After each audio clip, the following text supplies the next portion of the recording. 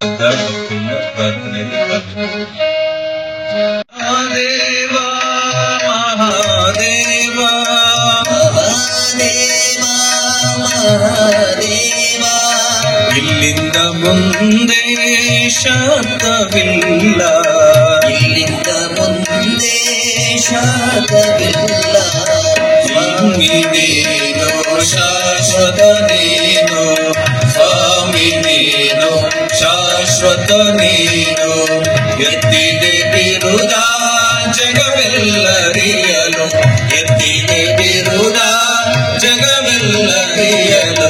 ಮಹಾದೇವ ಮಹಾದೇವ ಮಹಾದೇವ ಮಹಾದೇವ ಇಲ್ಲಿಂದ ಮುಂದೆ ಶಬ್ದವಿಲ್ಲ, ಇಲ್ಲಿಂದ ಮುಂದೆ ಶಬ್ದವಿಲ್ಲ. ಸ್ವಾಮಿ ನೀನು ಶಾಶ್ವತ ನೀನು, ಸ್ವಾಮಿ ನೀನು ಶಾಶ್ವತ ನೀನು.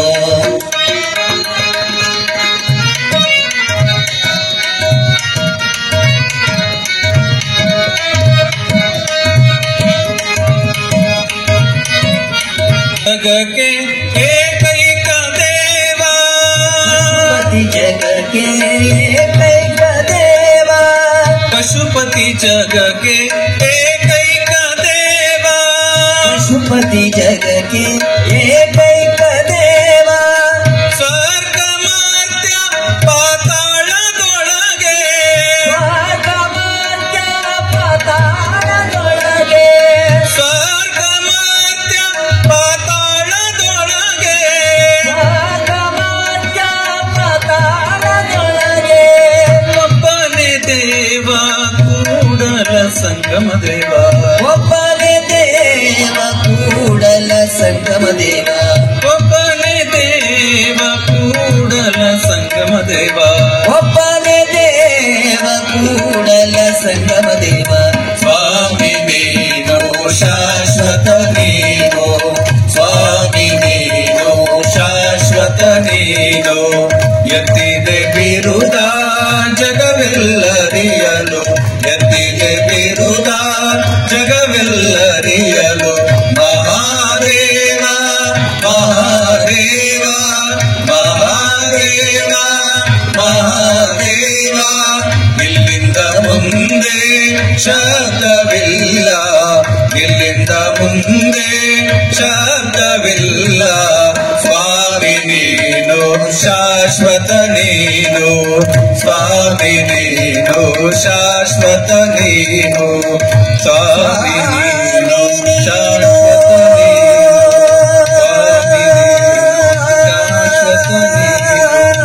ಸ್ವಾಮಿ ನೀನು ಶಾಶ್ವತ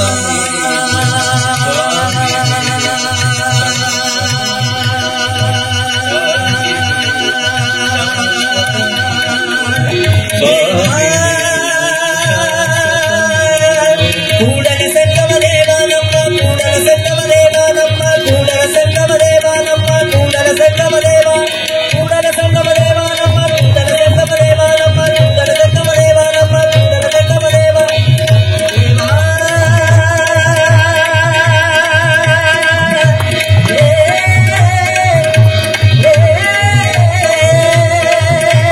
ಕೂಡಲ ಸಂಗಮ ದೇವ ನಮ್ಮ ಕೂಡಲ ಸಂಗಮ ದೇವ ನಮ್ಮ ಕೂಡಲ ಸಂಗಮ ದೇವ ನಮ್ಮ ಕೂಡಲ ಸಂಗಮ ದೇವ ನಮ್ಮ ಕೂಡಲ ಸಂಗಮ ದೇವ ನಮ್ಮ ಕೂಡಲ ಸಂಗಮ ದೇವ ನಮ್ಮ ಕೂಡಲ ಸಂಗಮ ದೇವ ಕೂಡಲ ಸಂಗಮ ದೇವ ನಮ್ಮ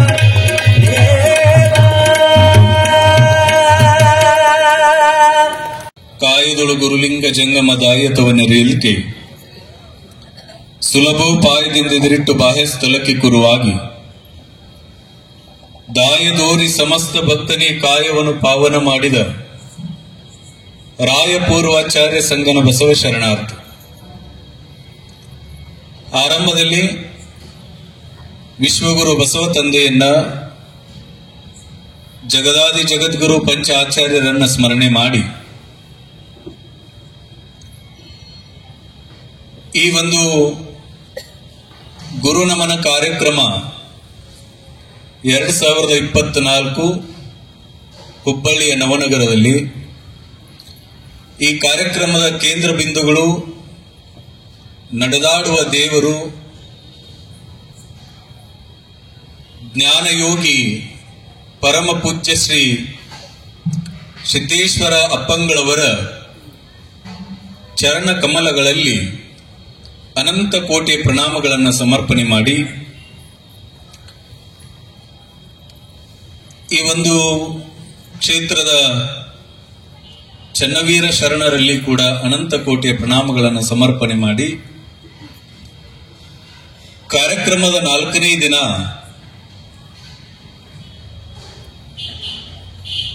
ಈ ಒಂದು ಕಾರ್ಯಕ್ರಮದಲ್ಲಿ ಪ್ರತಿನಿತ್ಯ ಸಂಗೀತ ಸೇವೆ ಸಲ್ಲಿಸುತ್ತಿರುವ ಪಂಡಿತ್ ಅಮರೇಶ್ ಗವಾಯಿಗಳವರೇ, ತಬಲಾ ವಾದಕರಾಗಿರುವಂತಹ ಹನುಮಂತ್ ಕೊಟ್ನೇಕಲ್ ಅವರೇ, ಸುಂದರವಾದ ಧ್ವನಿವರ್ಧಕವನ್ನ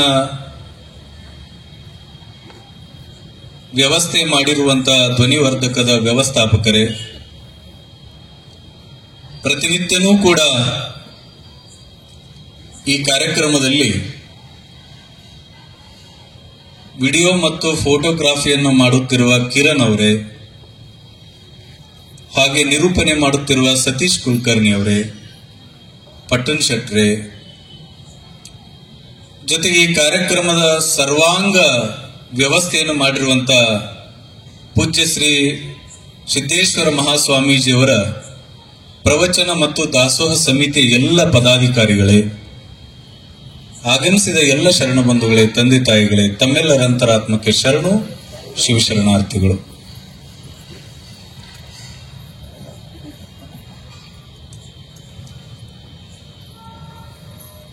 ಹೊಸ ವರ್ಷಕ್ಕೆ ನೀವು ಯಾರು ಬರಲ್ಲ ಅಂತ ಮಾಡಿದ್ನೆ, ಎಲ್ಲರೂ ಮತ್ತೆ ಬ್ಯಾಗ್ ತಗೊಂಡು ಎಲ್ಲೆಲ್ಲರೂ ಹೋಗಿರ ಅಂತ ಮಾಡಿ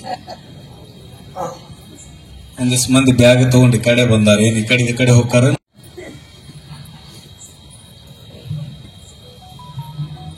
ಸಿದ್ದೇಶ್ವರ ಮಹಾಸ್ವಾಮೀಜಿಯವರ ಗುರುವಂದನ ಕಾರ್ಯಕ್ರಮ. ಸಂತೋಷ ಅಂದ್ರ ಸಿದ್ದೇಶ್ವರ ಸ್ವಾಮೀಜಿಯವರು, ಸಿದ್ದೇಶ್ವರ ಸ್ವಾಮೀಜಿಯವರನ್ನೆಂದ್ರೆ ಸಂತೋಷ. ಎಲ್ಲರೂ ಈ ಜಗತ್ತಿಗೆ ಬಂದ ಮನುಷ್ಯರೆಲ್ಲ ಸಂಪತ್ತಿಗಾಗಿ ಬಡದಾಡಿದರು. ಈ ನಾಡಿಗೆ ಅವತರಿಸಿ ಬಂದಿರುವ ಮಹಾತ್ಮರು ಸಂತೃಪ್ತಿಗಾಗಿ ಬಡದಾಡಿದರು. ನಾವು ಸಂಪತ್ತಿಗಾಗಿ ಬಡದಾಡಿದ್ವಿ, ಅವರು ಸಂತೃಪ್ತಿಗಾಗಿ ಬಡದಾಡಿದ್ರು, ಸಂತೋಷವಾಗಿದ್ರು, ಸಮಾಧಾನವಾಗಿದ್ರು, ಸಮಾಧಿಸ್ಥರಾದರು. ನಾವು ಸಂಪತ್ತಿಗಾಗಿ ಬಡದ್ವಿ, ಸತ್ತ ಹೋದ್ವಿ, ಉಳಿಲೇ ಇಲ್ಲ, ಸಮಾಧಾನ ಇಲ್ಲ, ಶಾಂತಿ ಇಲ್ಲ, ಸಮಾಧಿ ಅಂತೂ ಆಗ್ಲೇ ಇಲ್ಲ. ಎಳೆದು ತಂದು ಹೋಗಿದ್ರು ಕೊರೋನಾದಾಗ, ಮುಟ್ಲಿಲ್ಲ ನಿಮ್ಮನ್ನು. ಕಾರಣ ಏನು ಅಂತಂದ್ರೆ ಜೀವನ ಅಂದ್ರೆ ಸಂಪತ್ತಿಗಾಗಿ ಬಡದಾಡುವುದಲ್ಲ, ಸಂತೃಪ್ತಿಯನ್ನು ಕಾಣಲಿಕ್ಕೆ ಜೀವಿಸುವುದು ನಿಜವಾದ ಬದುಕು ಅಂತಾರ ಸಿದ್ದೇಶ್ವರಪ್ಪ ಅವರು. ಅವರ ಪ್ರವಚನದ ಉದ್ದಕ್ಕೂ ಕೂಡ ನಾವು ಏನನ್ನು ತಿಳ್ಕೊಂಡು ಬರ್ತೀವಿ ಅಂದ್ರ ಸಮಾಧಾನವಾಗಿರುವುದು, ಶಾಂತವಾಗಿರುವುದು, ಅಧ್ಯಯನ ಮಾಡುವುದು, ಸಾಧ್ಯ ಇದ್ದಷ್ಟು ಪ್ರೀತಿಯಿಂದ ಬದುಕುವುದು, ಇನ್ನೊಬ್ಬರಿಗೆ ನಾವು ಕೆಟ್ಟದ್ದು ಮಾಡಕ್ ಆಗಿಲ್ಲ, ಒಳ್ಳೇದು ಮಾಡಬಾರ್ದ ಅಲ್ಲ, ಇನ್ನೊಬ್ಬರಿಗೆ ನಾವು ಒಳ್ಳೇದು ಮಾಡಕ್ ಆಗಿಲ್ಲ ಅಂದ್ರ ಕೆಟ್ಟದ್ದನ್ನ ಮಾಡಬಾರದು. 12ನೇ ಶತಮಾನದ ಶರಣರು ಕಳಬೇಡ, ಕೊಲಬೇಡ, ಹುಸಿಯ ನುಡಿಯಲು ಬೇಡ, ಮುನಿಯಬೇಡ, ಅನ್ಯರಿಗೆ ಮುಂದೇನು ಅಸಹ್ಯ ಪಡಬೇಡ, 7 ಸಪ್ತ ಸೂತ್ರಗಳನ್ನು ಏನು ಹೇಳಿದ್ರು 12ನೇ ಶತಮಾನದೊಳಗ ಹೇಳಿರುವಂತ ಬಸವಣ್ಣನವರ ಸಪ್ತ ಸೂತ್ರಗಳ ಪ್ರಕಾರವಾಗಿ ಬದುಕಿರುವಂತ 21ನೇ ಶತಮಾನದ ಯೋಗಿ ಅಂದ್ರೆ ಅದು ಸಿದ್ದೇಶ್ವರ ಮಹಾಸ್ವಾಮೀಜಿ ಅವರು ಅನ್ನೋದನ್ನ ನಾವೆಲ್ಲ ಅರ್ಥ ಮಾಡ್ಕೊಳ್ಳೋದು. ಇನ್ನೊಬ್ಬರ ವಸ್ತು ಮುಟ್ಲಿಲ್ಲ, ಕೊಲ್ಲಬೇಡ ಅಂದ್ರ ಕೊಡ್ಲಿ ತಗೊಂಡು ಹೋಗಿ ಕಡದ್ರನ ಅಟ್ಟ ಕೊಲ್ಲೋದಲ್ಲ, ಇನ್ನೊಬ್ಬರಿಗೆ ಚುಚ್ಚಿ ಮಾತಾಡಿದ್ರು ಕೊಲ್ದಂಗನ, ಅವ್ರು ಮಾನಸಿಕವಾಗಿ ನೊಂದ್ರು ಅಂದ್ರೆ ಅವ್ರನ್ನ ಕೊಂದಂಗನ ಅದು. ಕೊಲ್ಲೋದಂದ್ರೆ ಕೊಡ್ಲಿ ತಗೊಂಡು ಕುರ್ಪಿ ತಗೊಂಡು ಹೋಗಿ ಕಚ್ಚಂತ ಅವ್ರನ್ನ ಕತ್ತರಿಸಿದ್ರ ಅಟ್ಟ ಕೊಲೆ ಅಲ್ಲ. ಚಾಕು ತಗೊಂಡು ಹೊಟ್ಟೆ ಹಾಕಿದ್ರ ಅಟ್ಟ ಅಲ್ಲ. ಹೊಟ್ಟೆಗೆ ಇಟ್ಕೊಳ್ಳಾರ ಮಾತು ಮಾತಾಡ್ತಿರ್ಲ ಅದು ಕೊಲೆನ ಈ ಜಗತ್ತಿನಲ್ಲಿ. ಕಳಬೇಡ, ಕೊಲಬೇಡ, ಹುಸಿಯ ನುಡಿಯಲು ಬೇಡ, ಸುಳ್ಳು ಹೇಳಲೇ ಇಲ್ಲ. ನಮ್ಮ ಬೆಳಗ್ಗೆ ಎದ್ದ ತಕ್ಷಣ ಚಲೋ ಸುಳ್ಳ. ಎಲ್ಲಿದೆ? ಇಲ್ಲೇ ಹುಬ್ಳ್ಯಾಗದೀನಿ ಬಂದ್ನಿ ಅಂತಾನೆ, ಇನ್ನು ನವನಗರದಾಗ ಇರ್ತಾನೆ. ಎಲ್ಲಿದೆ? ಈಗ ಬಟ್ಟೆ ಹಾಕೊಳಕತ್ತೀನಿ ಅಂತ ಇರ್ತಾನೆ, ಇನ್ನು ಹಾಸಿಗೆಯಾಗ ಇರ್ತಾನೆ. ಹುಸಿಯ ನುಡಿಯಲು ಬೇಡ, ಮುನಿಯ ಬೇಡ, ಸಿಟ್ಟು ಆಗ್ಲೇ ಇಲ್ಲ. ನಾವು ಪ್ರತಿಯೊಂದಕ್ಕೂ ಸಿಟ್ಟು ಮಾಡ್ಕೋತ ಹೋಗ್ತಿರ್ತೀವಿ, ಆದ್ರೆ ಅವರು ಸಿಟ್ಟು ಮಾಡ್ಲೇ ಇಲ್ಲ. ತನ್ನ ಬಣ್ಣಿಸಬೇಡ, ಯಾವತ್ತೂ ನಾ ಹಿಂಗ ಅಂತ ಹೇಳ್ಕೊಳ್ಳಿಲ್ಲ, ತಮ್ಮನ್ನು ತಾವು ಹೊಗಳ್ಕೊಳ್ಳಿಲ್ಲ. ಇದುರು ಹಳಿಯಲು ಬೇಡ, ಯಾರಿಗೂ ಎದುರು ಮಾತಾಡ್ಲೇ ಇಲ್ಲ.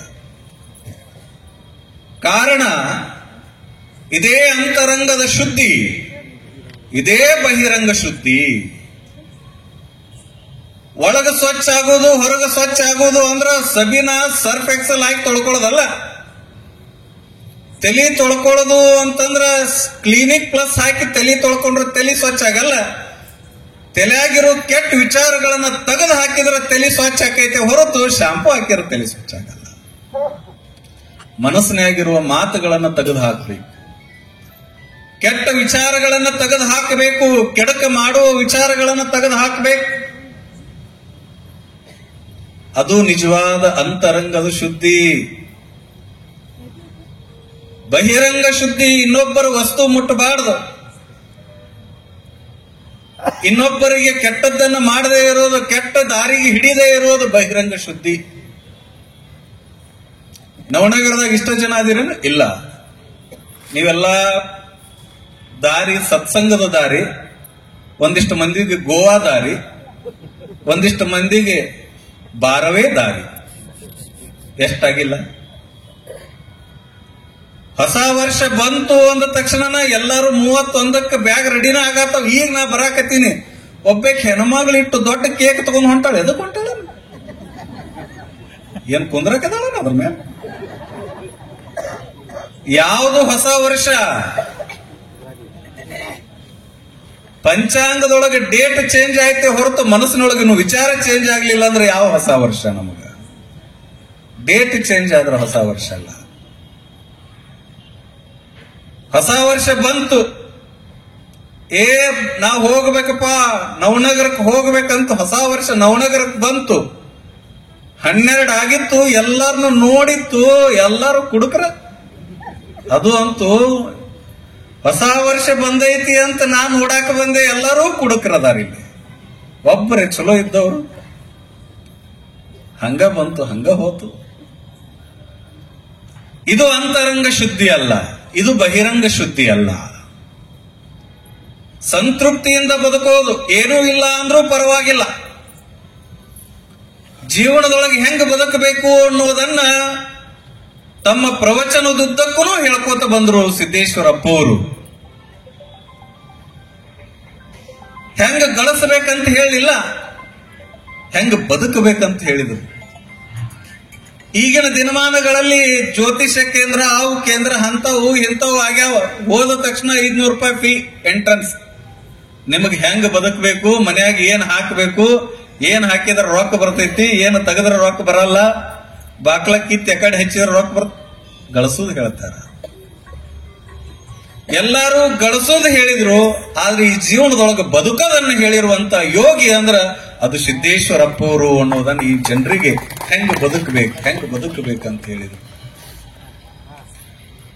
ಕುರುಗಾಹಿ ರಾಮಣ್ಣ,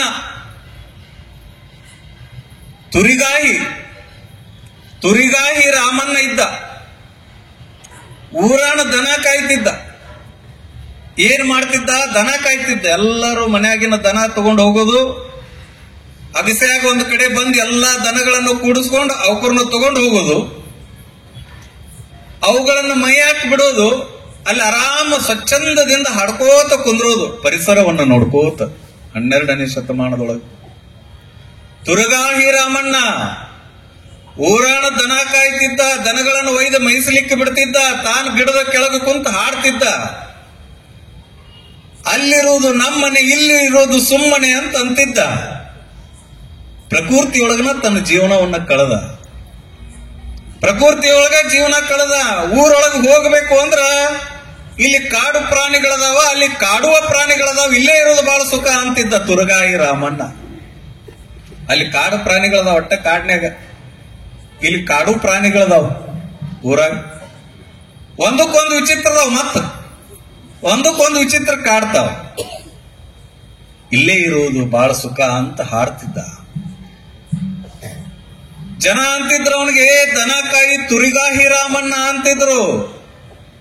ನಾನು ದನ ಕಾಯ್ತೀನಿ, ಹೆಮ್ಮೆ ಐತೆ ನನಗ ಅಂತಿದ್ದ ಇವ. ಕಾಯ್ಕ ಮಾಡ್ತೀನಿ ನಾನು. ಅಲ್ಲೋ ದನ ಕಾಯ್ತಿಯಲ್ಲ, ಈ ದನ ಕಾಯ್ದಕ್ಕೆ ನಿನಗೇನು ಅನ್ಸಂಗಿಲ್ಲನು? ಅವ ಅಂತಿದ್ದ, ನಾ ದನ ಕಾಯ್ತೀನಿ, ನೀವು ಹಣ ಕಾಯ್ತೀರಿ ಅಂತಿದ್ದ ಅವ. ಹಣ ಕಾಯೋರದಾರ, ದನ ಕಾಯೋರಿಲ್ಲ. ಮನೆಯಾಗಿ ಟ್ರೆಜರಿ ಒಳಗೆ ಇಟ್ಕೊಂಡು ಹಣ ಕಾಯೋರದಾರೆ ಹೊರತು ದನ ಕಾಯೋರಿಲ್ಲ. ಹಣ ಕಾದವ್ರಿಗೆ ಬೆಲೆ ಇಲ್ಲ, ದನ ಕಾದವ್ರಿಗೆ ಈ ನಾಡಿನೊಳಗೆ ಬೆಲೆ ಅದ. ತುರಗಾಹಿ ರಾಮಣ್ಣ 12ನೇ ಶತಮಾನದ ಇತಿಹಾಸದೊಳಗೆ ಉಳಿದ ದನ ಕಾಯ್ದಿದ್ದಕ್ಕೆ. ಮನ್ಯಾಗ ಬೈತಿರ್ತಾರ, ದನ ಕಾಯವನ ಅಂತ ಬೈದ್ರ ಅದೇನು ಕೆಟ್ಟ ಶಬ್ದ ಅಲ್ಲ, ಚಲೋ ಅನ್ಕೊಡ್ರಿ. ಹಂಗಂತ ನಾಳಿಂದ ಅದನ್ನ ಬೈಯಕ್ ಚಲೋ ಮಾಡಿ. ಯಾವಾಗ್ರೂ ಅವ್ನು ಬೈದಿರ್ತಿರಲ್ಲ ಮಕ್ಕಳಿಗೆ. ಕೇಳಿದ್ರೆ ಯಾರು, ಮುಪ್ಪಾಗೈತಿ, ವಯಸ್ಸಾಗ್ಯದ ರಾಮಣ್ಣ, ನಿನಗ ಬರೇ ದನ ಕಾಯ್ದು ಬೆಳೆದಿ, ವಯಸ್ಸಾತು, ನಿನಗ ಉಳಿದಿದ್ದೇನು, ದುಡದ ಮೇಲೆ ಉಳಿದಿದ್ದೇನು ಅಂದ್ರ ದನ ಕಾಯಕ್ ಏನ್ ಹೋಗು ಮುಂದಾಗ ಒಂದು ಬಡಿಗಿತ್ತಲ್ಲ, ಅದು ಒಂದ ಉಳ್ದೈತಿ ನೋಡ್ ನನಗ ಅಂತಿದ್ದವ. ನಿನ್ನ ಸಂಪತ್ತೇನು ಅಂದ್ರೆ ಅದು ಒಂದ. ಮತ್ತ ಆ ಸಂಪತ್ತೇನು ಮಾಡ್ಕೊಂಡಿಲ್ಲ, ದುಡ್ಡು ಮಾಡ್ಕೊಂಡಿಲ್ಲ ಬದುಕಿಗೆ ಅಂದಾಗ ತುರಗಾಹಿ ರಾಮಣ್ಣ ಅಂತಾನ, ನಾ ಸಂಪತ್ತಿಗಾಗಿ ಬದುಕಿದವಲ್ಲ, ಭಗವಂತ ನನಗಿಲ್ಲಿ ಕಳಿಸಿದ್ದು ಸಂತೃಪ್ತಿಯಿಂದ ಬದುಕಂತ ಕಳಿಸಾನೆ ಹೊರತು ಸಂಪತ್ತಿಗಾಗಿ ಬದುಕಬೇಡ ಅಂತ ಕಳಿಸಾನ. ನಾನು ಇಷ್ಟು ದಿನ ಬದುಕಿದ್ದು ಪರಿಸರ ಮಧ್ಯದಲ್ಲಿ ಸಂತೃಪ್ತಿಯಿಂದ ಬದುಕಿನಿ, ಅದಕ್ಕೆ ಬೆಲೆ ಕಟ್ಟಾಕ ಆಗಂಗಿಲ್ಲ ಅಂದ ತುರಗಾಹಿ ರಾಮಣ್ಣ. ಸಿದ್ದೇಶ್ವರಪ್ಪರು ಈ ಮಾತನ್ನು ಯಾವಾಗ್ಲೂ ಹೇಳೋರು ಈ ಕಥೆಯನ್ನು. ಕಾರಣ ಏನು? ಈ ಜೀವನ ಬಂದೈತಿ ಅಂದ ಮೇಲೆ ಒಂದಿಷ್ಟು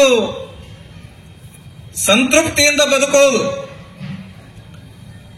ನಮಗೆ ಯಾರಿಗೂ ಒಳ್ಳೇದು ಮಾಡಕ್ಕಾಗಿಲ್ಲ ಅಂದ್ರೆ ಕೆಟ್ಟದ್ದು ಮಾಡದೇ ಇರೋದು. ನಮ್ಮ ಕಡೆಯಿಂದ ಸಹಾಯ ಮಾಡಕ್ ಆಗಿಲ್ಲ ಅಂತಂದ್ರೆ ಸುಮ್ಮನೆ ಇರಬೇಕೆ ಹೊರತು ಸಹಾಯ ಮಾಡೋರನ್ನು ಕೆಡಿಸೋದಲ್ಲ. ಒಳ್ಳೆ ದಾರಿಗೆ ಹೋಗಕ್ಕೆ ಕಳ್ಸಕ್ ಆಗಿಲ್ಲ ಅಂದ್ರೆ ಕೆಟ್ಟ ದಾರಿಯನ್ನ ಹಿಡಿಸಬಾರದು.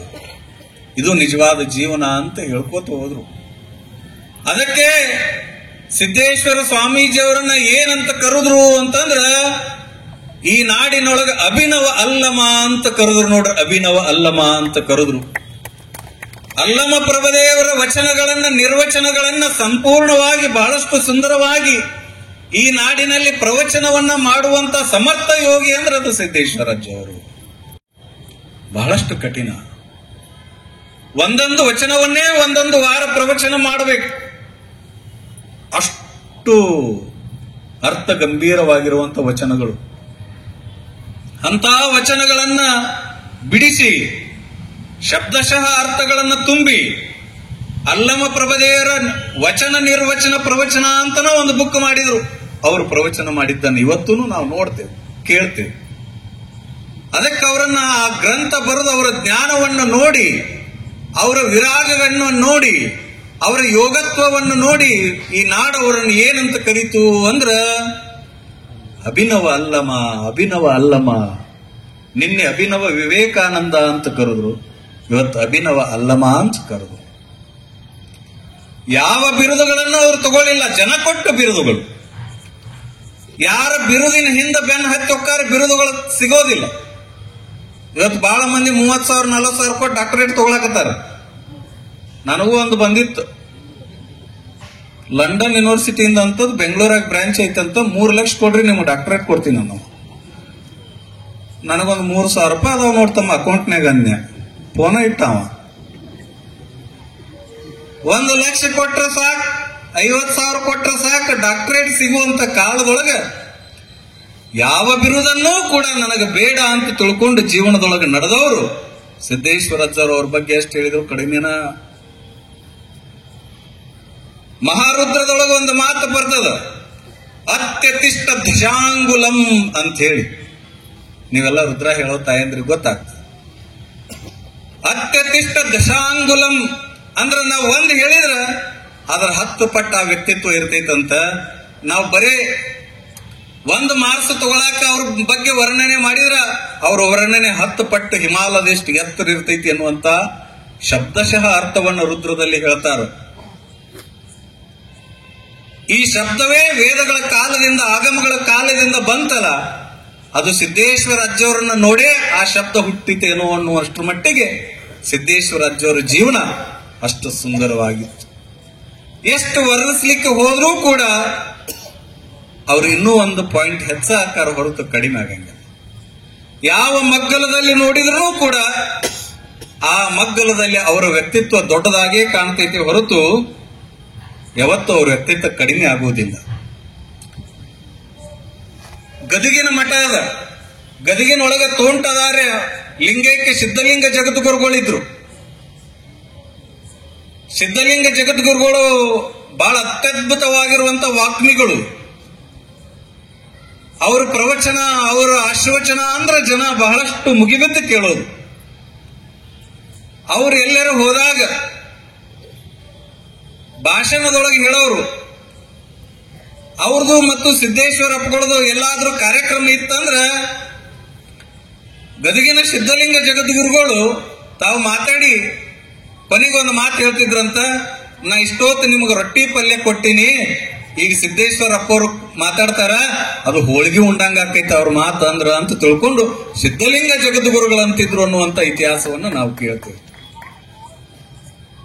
ತೋಂಟದಾರ್ಯ ಜಗದ್ಗುರುಗಳು ಕೂಡ ಬಹಳಷ್ಟು ದೊಡ್ಡ ಜ್ಞಾನಿಗಳೇ.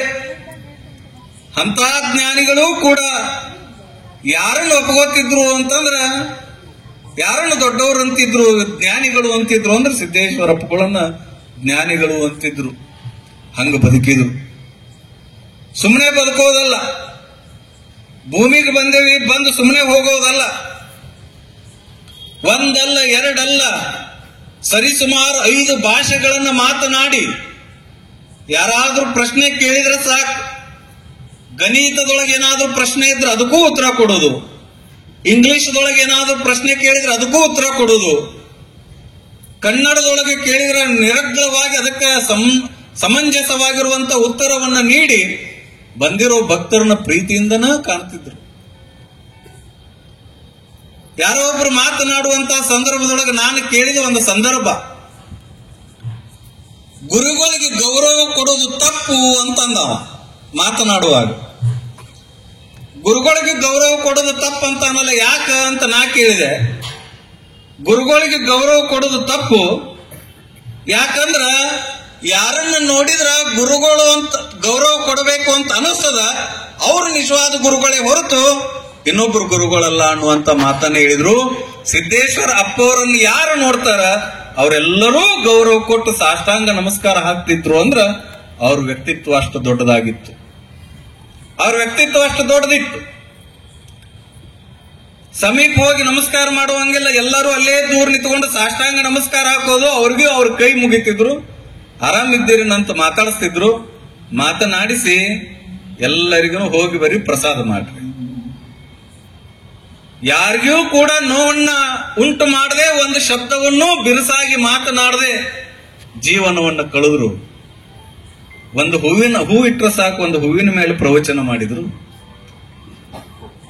ಒಂದು ಮರ ಇತ್ತು ಅಂದ್ರೆ ಮರದ ಮೇಲೆ ಪ್ರವಚನ ಮಾಡಿದ್ರು. ತಂಗಾಳಿ ಬಿಡ್ತು ಅಂದ್ರೆ ತಂಗಾಳಿ ಮೇಲೆ ಪ್ರವಚನ ಮಾಡಿದ್ರು. ಮಲ್ಲಿಗೆ ಇತ್ತು ಅಂದ್ರೆ ಮಲ್ಲಿಗೆ ಮೇಲೆ ಪ್ರವಚನ ಮಾಡಿದ್ರು. ಯಾರೋ ಒಂದು ಮಲ್ಲಿಗೆ ಹೂ ಇಟ್ಟಿದ್ರಂತ, ಮಲ್ಲಿಗೆ ಹೂವಿನ ಮೇಲೆನೆ ಪ್ರವಚನ ಮಾಡಿದ್ರು. ಸೂರ್ಯ ಅದಾನ, ಸೂರ್ಯನ ಮೇಲೆ ಪ್ರವಚನ ಮಾಡಿದ್ರು. ಚಂದ್ರನ ಮೇಲೆ ಪ್ರವಚನ ಮಾಡಿದ್ರು. ಒಂದೇ ಒಂದು ವಸ್ತು ಸಿಕ್ಕರೆ ಸಾಕು, ಅದರ ಬಗ್ಗೆ ನಿರರ್ಗಳವಾಗಿ ಪ್ರವಚನವನ್ನು ಮಾಡುವಂತ ಶಕ್ತಿ ಸಿದ್ದೇಶ್ವರಪ್ಪ ಅವರ ಹತ್ರ ಇತ್ತು ಅನ್ನುವಂಥದ್ದು. ಅದನ್ನ ನಿಮ್ಮ ದರಾ ಬೇಂದ್ರೆ ಅವರು ಬಹಳಷ್ಟು ಸುಂದರ, ಅವರು ದೊಡ್ಡ ಜ್ಞಾನಿಗಳು. ಬೇಂದ್ರೆ ಅಂದ ತಕ್ಷಣ ಬಹಳಷ್ಟು ಖುಷಿ ಆಗುವುದು. ಬೇಂದ್ರೆ ಅವರು ಯಾವಾಗಲೂ ಒಂದು ಮಾತು ಹೇಳೋರು, ಏನು ಅಂತಂದ್ರ, ಬೇಂದ್ರೆ ಅವರೇ ನೀವ್ ಹೆಂಗ್ ಬೇಂದ್ರೆ ಆದ್ರಿ ಅಂತ ಯಾರೋ ಕೇಳಿದ್ರಂತ. ಬೇಂದ್ರೆ ಅವ್ರು ಹೇಳಿದ್ರಂತ, ಒಳಗ ಬೆಂದ್ರ ಮಾತ್ರ ಬೇಂದ್ರೆ ಆಗ್ಲಿಕ್ಕೆ ಸಾಧ್ಯ ಐತೆಪ್ಪ, ಒಳಗ ಬೇಯ್ಬೇಕು ಮೊದಲ ಅಂತಿದ್ರಂತ. ಒಳಗ ಬೇಯ್ಬೇಕು ಮೊದಲು. ಅಂತ ಬೇಂದ್ರೆ ಅವರು ಒಳಗನೂ ಕೂಡ ಬೆಂದಿದ್ರು, ಹೊರಗನೂ ಕೂಡ ಬೆಂದಿದ್ರು ಅಂತ ತಿಳ್ಕೊಂಡು ಅವ್ರ ಸಾಹಿತ್ಯದೊಳಗೆ ಓದುತ್ತೇವೆ. ಒಳಗುನೂ ಸ್ವಚ್ಛ ಇರಬೇಕು, ಹೊರಗುನೂ ಸ್ವಚ್ಛ ಇರಬೇಕು ಅಂತ ಬೇಂದ್ರೆ ಅವರು ಈ ಪರಿಸರವನ್ನು ಕುರಿತು, ಈ ಹೂವಿನ ಕುರಿತು ಒಂದು ಹಾಡವನ್ನು ಹಾಡ್ತಾರೆ. ಗಮ್ಮ ಗಮ್ಮ ಗಮ್ಮ ಗಮ್ಮ ಗಮ್ಮಾಡಿಸ್ತಾವ ಮಲ್ಲಿಗೆ, ನೀ ಮಲ್ಲಿಗೆ, ನೀ ಹೊರಟಿದ್ದೀಗ ಎಲ್ಲಿಗೆ, ನೀ ಹೊರಟಿದ್ದೀಗ ಎಲ್ಲಿಗೆ. ಗಮ್ಮ ಗಮ್ಮ ಗಮ್ಮ ಗಮ್ಮ ಗಮ್ಮ ಗಮ್ಮ ಗಮ್ಮಾಡಿಸ್ತಾವ ಮಲ್ಲಿಗೆ, ನೀ ಮಲ್ಲಿಗೆ, ನೀ ಹೊರಟಿದ್ದೀಗ ಎಲ್ಲಿಗೆ, ನೀ ಹೊರಟಿದ್ದೀಗ ಎಲ್ಲಿಗೆ, ನೀ ಹೊರಟಿದ್ದೀಗ ಎಲ್ಲಿಗೆ, ನೀ ಹೊರಟಿದ್ದೀಗ ಎಲ್ಲಿಗೆ. ಹುಡುಕಾಡತಾವ ತೂಕಡಕಿ, ಎದಿ ಅಬ್ಬತಾವ ಕಂಡುಡಕಿ, ಹುಡುಕಾಡತಾವ ತೂಕಡಕಿ, ಎದಿ ಅಬ್ಬತಾವ ಕಂಡುಡಕಿ. ಕನಸತ್ತೇಲಿ ಬರ್ತಾವ ಹುಡುಕಿ,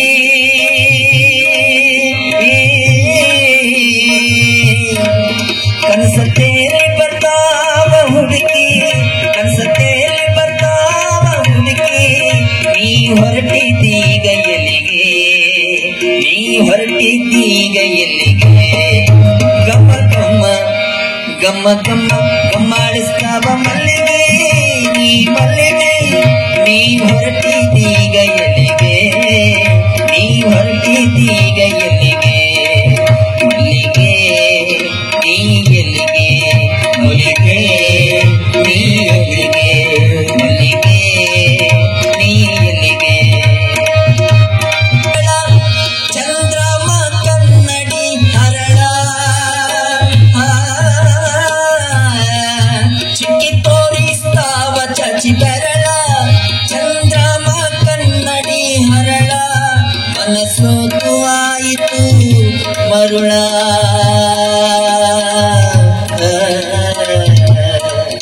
ಮನಸ್ಸೋತು ಆಯಿತು ಮರುಳ, ಮನಸ್ಸೋತು ಆಯಿತು ಮರುಳ. ನೀ ಹೊರಟಿದ್ದೀಗ ಎಲ್ಲಿಗೆ, ನೀ ಹೊರಟಿದ್ದೀಗ ಎಲ್ಲಿಗೆ. ಗಮ್ಮ ಗಮ್ಮ ಗಮ್ಮ ಗಮ್ಮ ಗಮ್ಮಾಡಿಸ್ತಾವ ಮಲ್ಲಿಗೆ, ನೀ ಮಲ್ಲಿಗೆ, ನೀ ಹೊರಟಿದ್ದೀಗ ಎಲ್ಲಿಗೆ, ನೀ ಹೊರಟಿದ್ದೀಗ ಎಲ್ಲಿಗೆ.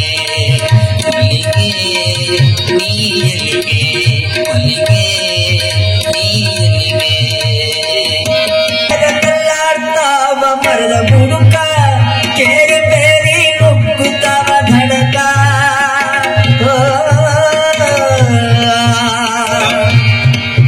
ನೆರಳಲ್ಲಾಡ್ತಾವ ಮರದ ಬುಡುಕ, ಕೇರಿ ಬೇರಿ ನುಗ್ಗುತ್ತಾವ ಧಡಕ. ಹಿಂಗ ಬಿಟ್ಟು ಇಲ್ಲ ನನ್ನ ನಡಕ,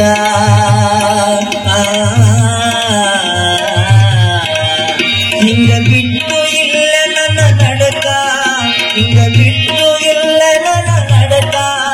ನೀ ಹೊರಟಿದ್ದೀಗ ಎಲ್ಲಿಗೆ, ನೀ ಹೊರಟಿದ್ದೀಗ ಎಲ್ಲಿಗೆ.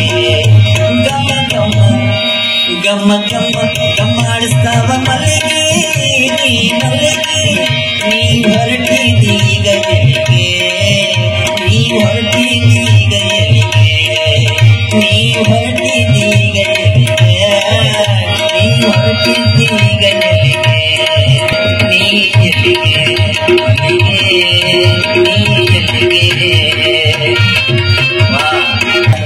ಎಂದು ನಿಂಗ ಮುನಿಸು, ಬೀಳಲಿಲ್ಲ ಇದರ ನಂಗ ಕನಸು. ಬಂತಾಕ ಎಂದು ನಿಂಗ ಮುನಿಸು, ಬೀಳಲಿಲ್ಲ ಇದರ ನಂಗ ಕನಸು. ಬಂತಾಕ ಎಂದು ನಿಂಗ ಮುನಿಸು, ಬೀಳಲಿಲ್ಲ ಇದರ ನಂಗ ಕನಸು. ರಾಯ ತಿಳಿಯಲಿಲ್ಲ ನಿನ್ನ ಮನಸ್ಸು.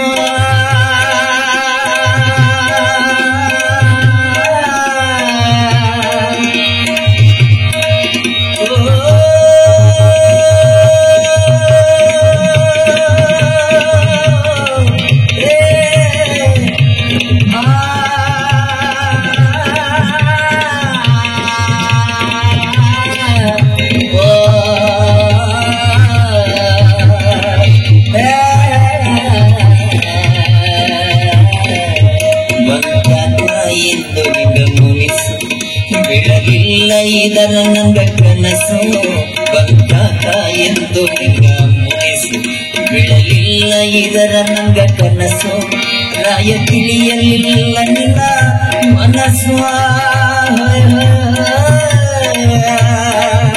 ರಾಯ ತಿಳಿಯಲಿಲ್ಲ ನಿನ್ನ ಮನಸ್ಸು ರಾಯ ತಿಳಿಯಲಿಲ್ಲ ನಿನ್ನ ಮನಸ್ಸು ನೀ ಹೊರಟಿದೀಗ ಎಲ್ಲಿಗೆ ನೀ ಹೊರಟಿದೀಗ ಎಲ್ಲಿಗೆ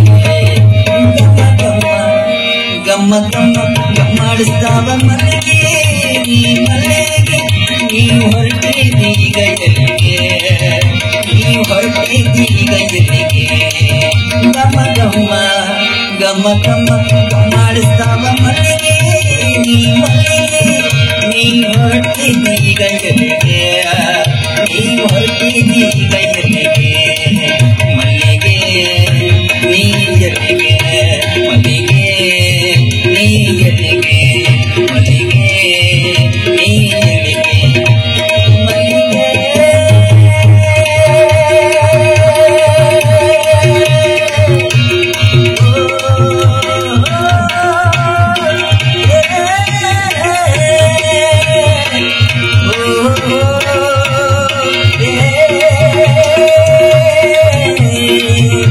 ಮಲ್ಲಿಗೆ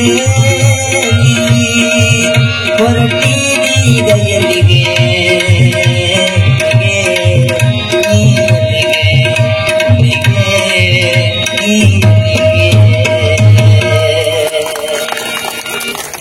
ಸುಂದರವಾಗಿ ಹಾಡು ಹಾಡ್ತಾರ. ಇವತ್ತು ಒಟ್ಟು ಇದನ್ನ ಹಾಡಬೇಕ್ರಿ ಅಂತ ಹೇಳಿದ್ದೆ ನಾವು. ಆಯ್ತ್ರಿ ಪಾರ ಅಂದ್ರು. ಅದನ್ನ ಮೆಚ್ಚಿ ನಾನು ಇಬ್ಬರಿಗೆ ಒಂದೊಂದು ₹100 ಕೊಡಾಕತ್ತೀನಿ ಇವತ್ತು. ನೀವೇನು ಕೊಡ್ಬೇಡ್ರಿ, ಒಟ್ಟ ಕೊಟ್ಟಿಗಿಟ್ಟಿರಿ. ಬೇಂದ್ರೆ ಅವರು ಎಷ್ಟು ದೊಡ್ಡವರು ನೋಡಾಕ ಸಿದ್ದೇಶ್ವರ ಅಜ್ಜವ್ರ ಹಂಗ ಅದಾರ. ಬೇಂದ್ರೆ ಅವರು ತೆಳ್ಳಗ, ಬದುಕು ಎಷ್ಟು ಸುಂದರ ಅವ್ರದೆಲ್ಲ. ಸಿದ್ದೇಶ್ವರಪ್ಪ ಅವ್ರು ಹೆಂಗ್ ಬದುಕಿದ್ರು, ಬೇಂದ್ರೆ ಹೆಂಗ್ ಬದುಕಿದ್ರು, ಸಿದ್ದಾರೂಢ ಹೆಂಗ್ ಬದುಕಿದ, ಉಣಕಲ ಸಿದ್ದಪ್ಪ ಅಜ್ಜ ಹೆಂಗ್ ಬದುಕಿದ ನೋಡ್ರಿ. ಎಲ್ಲರೂ ಎಷ್ಟು ಸುಂದರವಾಗಿ ಬದುಕಿದ್ರು. ಇಂಥ ಮಹಾತ್ಮರ ನಾಡಿನೊಳಗ ನಾವು ಅದೇವ್ ಅನ್ನೋದೇ ನಮ್ದೊಂದು ಪುಣ್ಯನೇ ಹೊರತು ಮತ್ತೇನಲ್ಲ. ಬೇಂದ್ರೆ ಅಂತಾನ ಬೇಂದ್ರೆ ಆಗ್ಲಿಕ್ಕೆ ಸಾಧ್ಯ. ಜೀವನದೊಳಗ ಬೇಯಬೇಕು. ಅನ್ನಕ್ಕೆ ಇಟ್ಟಿರ್ತೀರಿ, ಬೇಯಲಾರ್ದು ಅಂತೀರ. ಅದು ಬೇಯ್ದಿಲ್ಲ ಅಂದ್ರೆ ಮತ್ತೆ ಅದಕ್ಕೆ ನೀರು ಹಾಕಿ ಮೇಲೆ ಮುಚ್ಚಿ ಮತ್ತೆ ಒಂದಿಟ್ಟು ಬಿಚ್ಚಿಕ್ಕಿ ನೋಡ್ತೀರ. ಹಂಗ ಯಾಕೆ ನಿಮ್ಗೆ ತ್ರಾಸ ಆಗ್ಬಾರ್ದಲ್ಲ. ಅನ್ನ ಬರೇ ಒಂದು ತಾಸಿನ ಅನ್ನ ಬೆಂದೈತಿಲ್ಲ ನೋಡ್ತೀವಿ ಅಂದ ಮೇಲೆ ಜೀವನ ಹೆಂಗ ಬೇಯ್ಬೇಕು. ಹಂಗಿದ್ರ ಸಿದ್ದೇಶ್ವರಪ್ಪ ಅವರು ಎಲ್ಲಾ ಕಡೆ ಪ್ರವಚನ ಮಾಡ್ತಿದ್ರು. ಅವರ ಪ್ರವಚನದೊಳಗ ಲಕ್ಷಗಟ್ಟಲೆ ಜನ ಸೇರ್ತಿದ್ರು, ಸಾವಿರಾರು ಗಟ್ಟಲೆ ಜನ ಬಂದು ಪ್ರವಚನವನ್ನ ಕೇಳಿ ಹೋಗ್ತಿದ್ರು. ಈ ಸಿದ್ದೇಶ್ವರಪ್ಪ ಅವರು ಹಿಂಗದಾರಂತ ಅವರನ್ನು ನೋಡಬೇಕು ಅಂತ ತಿಳ್ಕೊಂಡು ಬೆಂಗಳೂರಿಂದ ರಾಜೀವ್ ದೀಕ್ಷಿತ್ರು ಅಂತ ಬರ್ತಾರೆ. ಆ ರಾಜೀವ್ ದೀಕ್ಷಿತ್ರು ಸಿದ್ದೇಶ್ವರಪ್ಪ ಅವರು ಪ್ರವಚನವನ್ನ ಕೇಳಿ ಅವ್ರ ದರ್ಶನ ಮಾಡಿ ಅವರನ್ನು ನೋಡಿ ಹೋಗೋಣ ಅಂತ ತಿಳ್ಕೊಂಡು ಬರ್ತಾರ.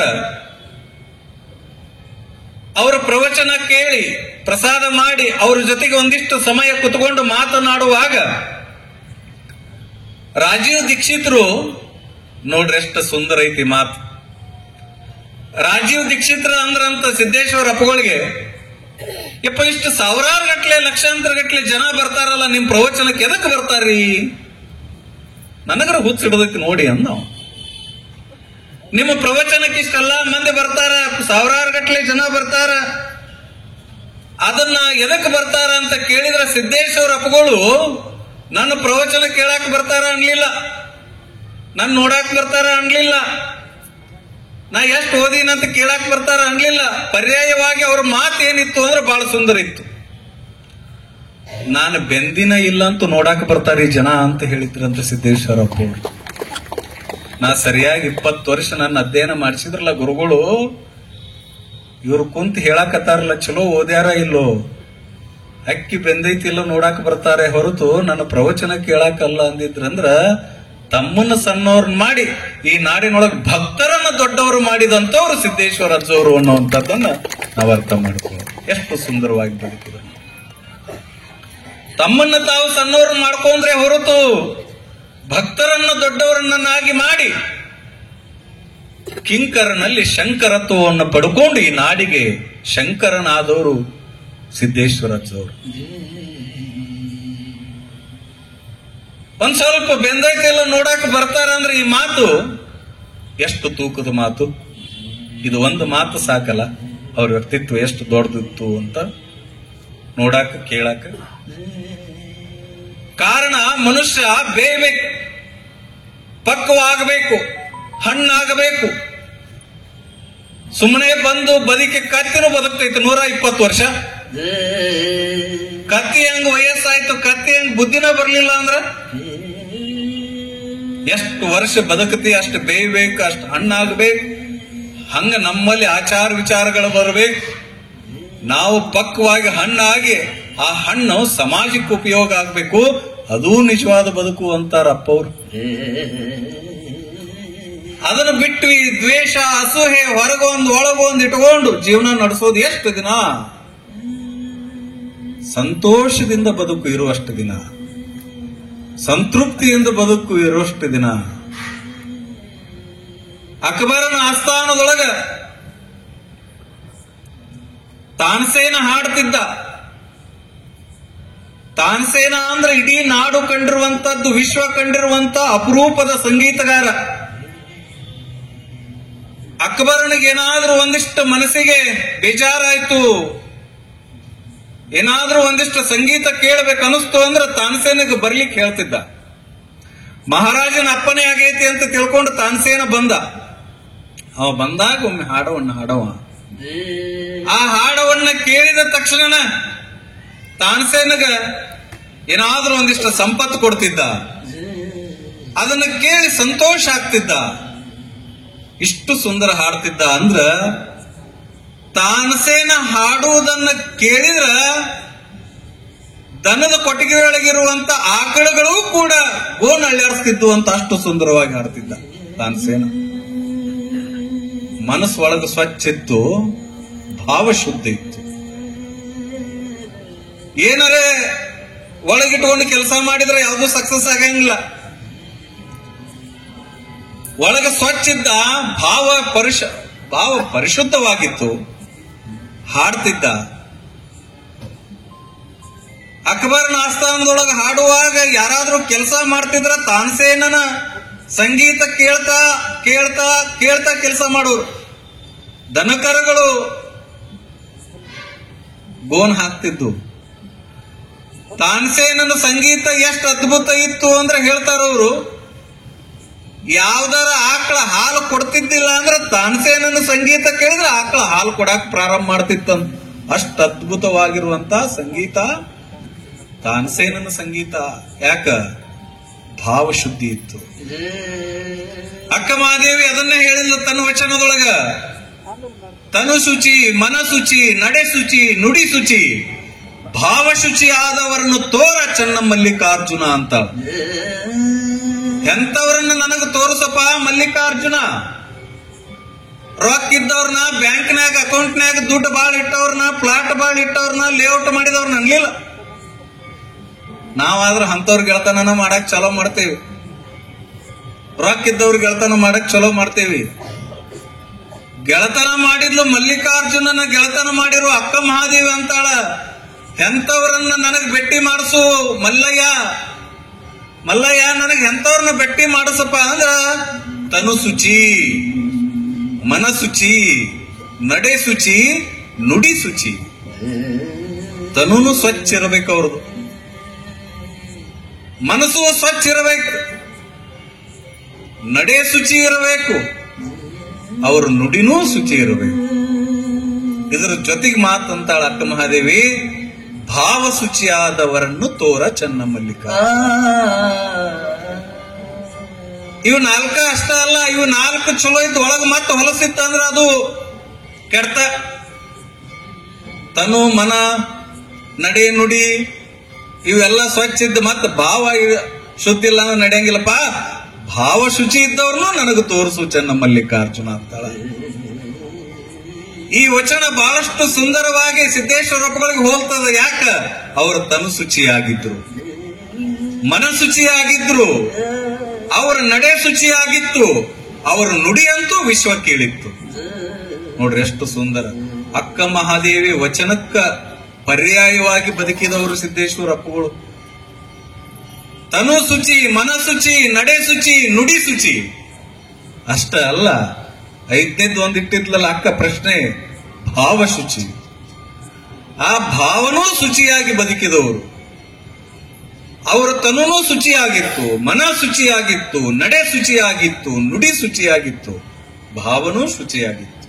ಹಂಗ ಬದುಕಿದ್ರು. ಶರಣರ ವಚನ ಹೇಳಿದ್ನಲ್ಲ, ಸಪ್ತ ಸೂತ್ರಗಳು, ಅಕ್ಕ ಮಹಾದೇವಿ ವಚನ, ಎಷ್ಟೆಲ್ಲಾ ವಚನಗಳನ್ನ ತಗೊಂಡು ಒಂದಿಷ್ಟು ತೌಲನಿಕವಾಗಿ ಅಧ್ಯಯನ ಮಾಡಿದಾಗ ಆ ವಚನದ ಅರ್ಥ ಎಲ್ಲೋ ಹೋಗಿ ಒಂದು ಕಡೆ ಸಿದ್ದೇಶ್ವರ ಸ್ವಾಮಿಗಳಿಗೆ ಅಪ್ಲೈ ಆಗ್ತದಂದ್ರ ಅವರ ಬದುಕು ಎಷ್ಟು ಸುಂದರ ಆಗಿತ್ತು ವಿಚಾರ ಮಾಡಿ. ಅಂತ ಭಾವ ಶುಚಿಯಾಗಿತ್ತು. ಯಾರ್ದು? ತಾನ್ಸೇನನೊಂದು ಹಾಡ್ತಿದ್ದ. ಹಾಡುವುದನ್ನ ಕೇಳಿರುವ ದನಕರುಗಳು ಕೂಡ ಗೋಣ ಹಾಕ್ತಿತ್ತು, ಇನ್ನೊಂದೇನೋ ಮಾಡ್ತಿತ್ತು, ಕೆಲಸ ಮಾಡ್ತಿದ್ರು. ಇದು ಎಲ್ಲ ಆಗಿತ್ತು. ಕಾರಣ ಮನಶುಚಿಯಾಗಿ.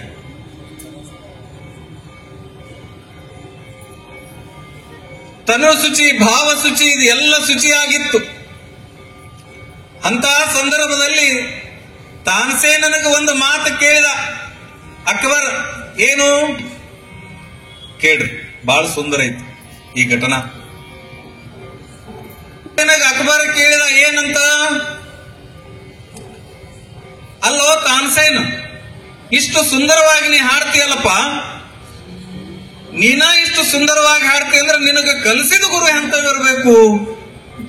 ಅವಾಗ ತಾನ್ಸೇನ್ ಅಂತಾನ, ಅವ ದೇವರ ಅದನ್ರಿ ಮಹಾರಾಜ. ನೋಡ್ಬೋದ್ರಿಪ್ಪ, ಆದ್ರೆ ದೂರಿಂದ ನೋಡ್ಬೋದೇ ಹೊರತು ಅವ್ರ ಹತ್ತಿರ ಹೋಗಂಗಿಲ್ಲ. ಆಯ್ತು ನಡಿ ಹೋಗೋಣ. ಮತ್ತೆ ನೀವು ಮಹಾರಾಜನ ವೇಷದೊಳಗೆ ಬಂದ್ರೆ ಅವ್ರು ನಿಮಗ ಕಾಣೋಂಗಿಲ್ಲ. ಒಬ್ಬ ಬಡ ರೈತನ ವೇಷದೊಳಗೆ ಬರಬೇಕು. ನೋಡೋ ಆಸೆ, ಕುತೂಹಲ, ಕಾತುರತೆ ಇತ್ತಲ್ಲ. ಅಕ್ಬರ್ ಮಹಾರಾಜ ಅಂತಾನ, ಆಯ್ತು ಸಾಮ್ರಾಜ್ಯದೊಳಗೆ ಯಾರಿಗೂ ಹೇಳಬೇಡ, ನಾವಿಬ್ರ ಹೋಗೋಣ, ರೈತನ ವೇಷ ಹಾಕೊಂಡು ನೀನು ಗುರುವಿನ ನೋಡ್ಬೇಕಾಗೈತಿ ಅಂತಾನ. ಆ ಸಂದರ್ಭದೊಳಗ ಇಬ್ರು ಕೂಡ ಹೋಗ್ತಾರ. ಅಲ್ಲೊಂದು ದೂರದ ಗುಡಿಸಲು ಕಾಣುತ್ತಿತ್ತು. ಆ ಗುಡಿಸಲು ಕಾಣ್ತೈತಲ್ರಿ, ಅಲ್ಲೇ ನನ್ನ ಗುರು ಹರಿದಾಸ ಇರ್ತಾನ. ತಾನ್ಸೇನನ ಗುರು ಹರಿದಾಸ ಈ ನಾಡನ್ನ ಬಿಟ್ಟು, ಎಲ್ಲವನ್ನ ಬಿಟ್ಟು ಕಾಡಿನೊಳಗೆ ಒಂದು ಸಣ್ಣ ಗುಡಿಸಲದೊಳಗಿದ್ದ. ಆ ಗುಡಿಸಲದೊಳಗಿದ್ದಾಗ ಅಲ್ಲೊಂದು ನದಿ ಹರಿದಿತ್ತು. ಆ ನದಿಯ ದಂಡಿಗೆ ಹೋಗಿ ಹರಿದಾಸ ಹಾಡ್ತಾ ಕುಂತಿದ್ದ. ಅಕ್ಬರ್ಗ ತಾನ್ಸೇನ ತೋರಿಸಿದ, ಅಲ್ಲಿದಾರ ನೋಡ್ರಿ ನನ್ನ ಗುರುಗಳು, ಅಲ್ಲೇನು ಕುಂತ ಹಾಡ್ತಾರಲ್ಲ ಅವರೇ ನನ್ನ ಗುರುಗಳು. ತಾನ್ಸೇನ ನದಿ ದಂಡಿ ಒಳಗ ಕುಂತ ಹಾಡಾಕತ್ತಿದ್ರ ಗುಡಿಸಲದೊಳಗಿರುವಂತ ತಂಬೂರಿ ತನ್ನಿಂದ ತಾನು ನುಡಿಯಾಕತ್ತಿತ್ತಂತ. ಅವ ಅಲ್ಲಿ ಹಾಡಿದ್ರೆ ಇಲ್ಲಿ ತಂಬೂರಿ ನುಡಿಯಾಕತ್ತಿತ್ತು.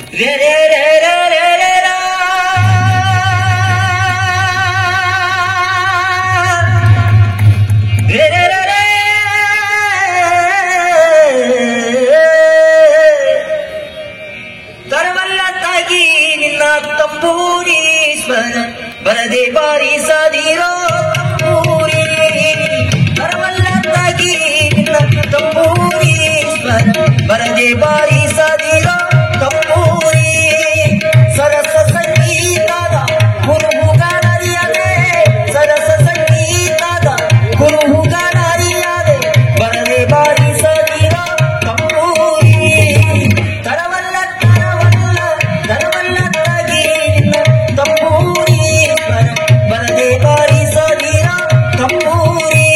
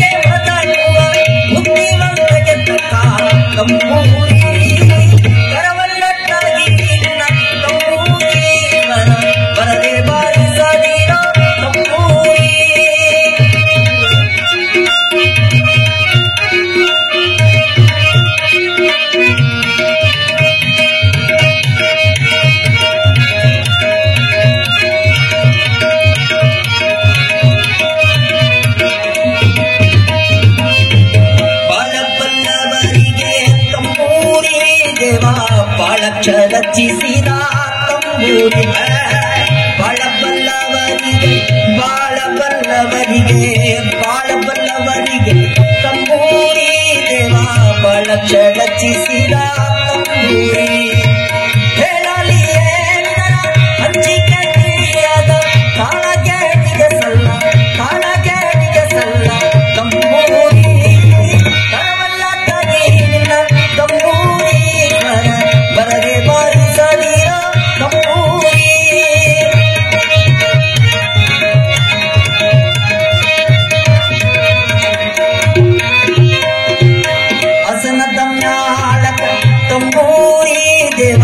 ಕುಶಲರಿ ಒಪ್ಪುವ ತಂಬೂರಿ ಮಗ ಮರಿಗ ಸರಿ ಸರಿ ಗರಿರಿ ಸಗರಿರಿ ಸಗರಿರಿ ಸಗರಿರಿ ಮಗ ಮಗ ಮಗ ಮಗ ಮಗ ಮಗ ಮಗ ಗರಿರಿ ಸರಿ ಸರಿ ಸರಿ ಸರಿ ಸಗರಿರಿ ಸರಿ ಸಗರಿರಿ ಮಗ ಮಗ ಮಗ ಸರಿ ಸರಿ ಗರಿರಿ ಪದ ಬದ ಬದ ಬದ ಬದ ಬದ ಬದ ಬದ ಬದ ಪದ ನೀ ನೀ ನೀ ನೀ ನೀ ನೀ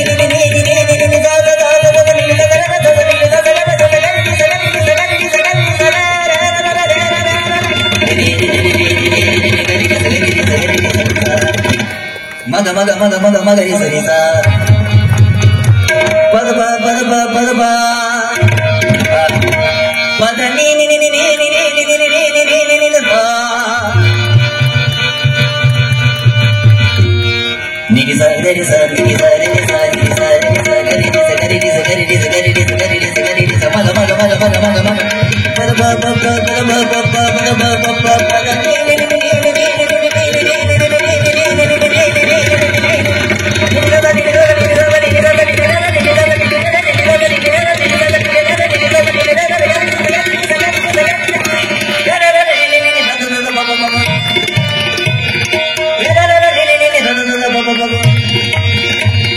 ಗರಿ ಸರಿ ಗರಿ ಸಗರಿ ಸಗ ಸಗರಿ ಸಗರಿ ಸರಿ ಸರಿ ನಿನಿ ಸ ರೆ ಸ ನಿನಿ ಸ ರೆ ಸ ನಿನಿ ಸ ರೆ ಸ ಗರಿ ಸ ಗರಿ ಸ ಮಗ ಮಗ ಮಗ ಮಗ ಮಗ ಮಗ ಮಗ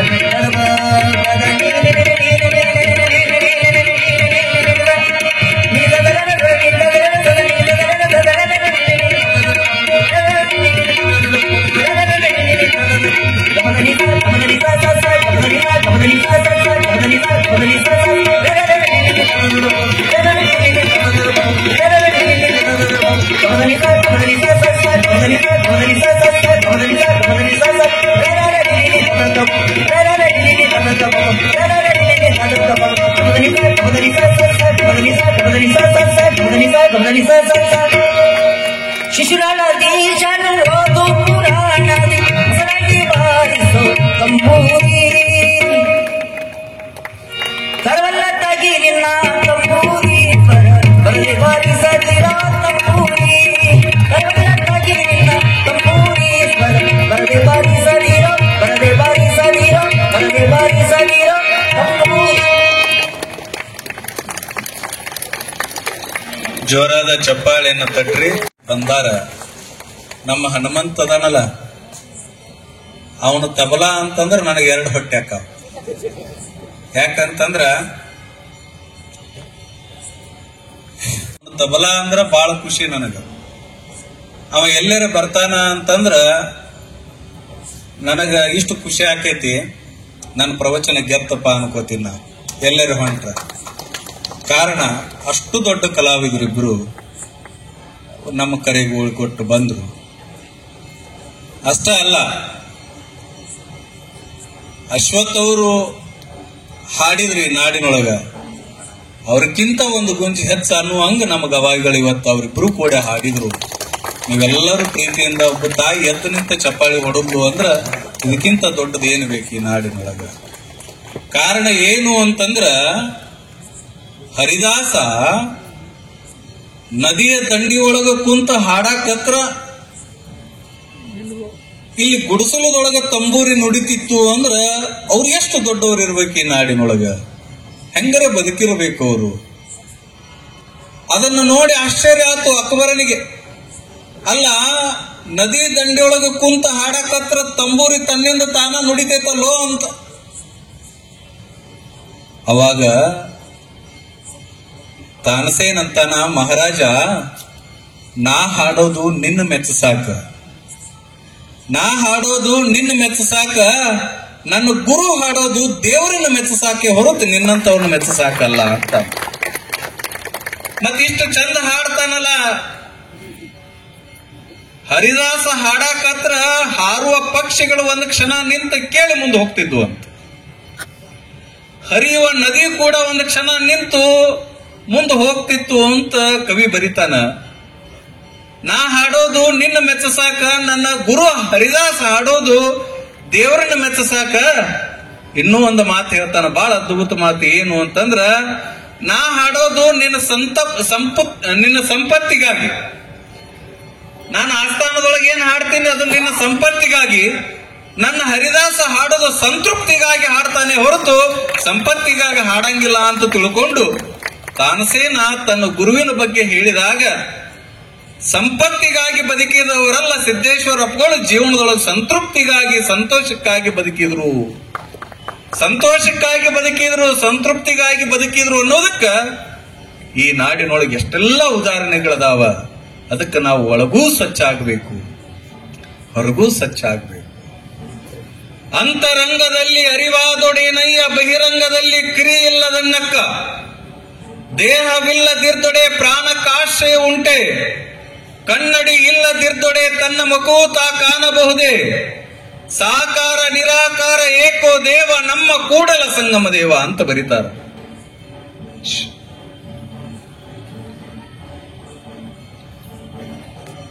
ಹೆಂಗ ಬದುಕಬೇಕು ಅಂದ್ರೂ ಒಳಗೂ ಸ್ವಚ್ಛ ಇರಬೇಕು, ಹೊರಗೂ ಸ್ವಚ್ಛ ಇರಬೇಕಪ್ಪ. ಅಂತರಂಗದಲ್ಲಿ ಅರಿವಾದೊಡೇನಯ್ಯ, ಬಹಿರಂಗದಲ್ಲಿ ಕ್ರಿಯೆ ಇಲ್ಲದನ್ನಕ್ಕ. ದೇಹವಿಲ್ಲದಿರ್ದೊಡೆ ಪ್ರಾಣಕ್ಕಾಶ್ರಯ ಉಂಟೆ, ಕನ್ನಡಿ ಇಲ್ಲದಿರ್ದೊಡೆ ತನ್ನ ಮುಖವು ತಾ ಕಾಣಬಹುದೇ. ಕನ್ನಡಿ ಒಳಗೆ ನೋಡಿದಾಗ ಹೆಂಗ ಕಾಣ್ತೀವಿ, ನಾವು ಹೆಂಗದೇವ ಹಂಗ ಕಾಣ್ತೇವಲ್ಲ. ಒಳಗೂ ಹೊರಗ ಎರಡೂ ಕಡೆ ಒಂದ ಕಾಣುವಂಗ ಇದ್ದವರು ಈ ನಾಡಿನೊಳಗ ಸಿದ್ದೇಶ್ವರ ಅಪ್ಪಗಳು ಅನ್ನುವಂಥದ್ದನ್ನ ನಾವು ಅರ್ಥ ಮಾಡ್ಕೋಬೇಕು. ಹಂಗ ಬದುಕಬೇಕು. ಅವ್ರಂಗ ಬದುಕಕ್ ಆಗೋದಿಲ್ಲ. ಆದ್ರೂ ಅವ್ರ ಮಾರ್ಗದೊಳಗೆ ಒಂದಿಷ್ಟು ಹೋದ್ರೆ ನಮ್ಮ ಜನ್ಮ ಪಾವನ ಆಗ್ತೈತಿ ಅನ್ನೋದಕ್ಕೆ ಈ ಒಂದು ಗುರು ನಮನ ಕಾರ್ಯಕ್ರಮ.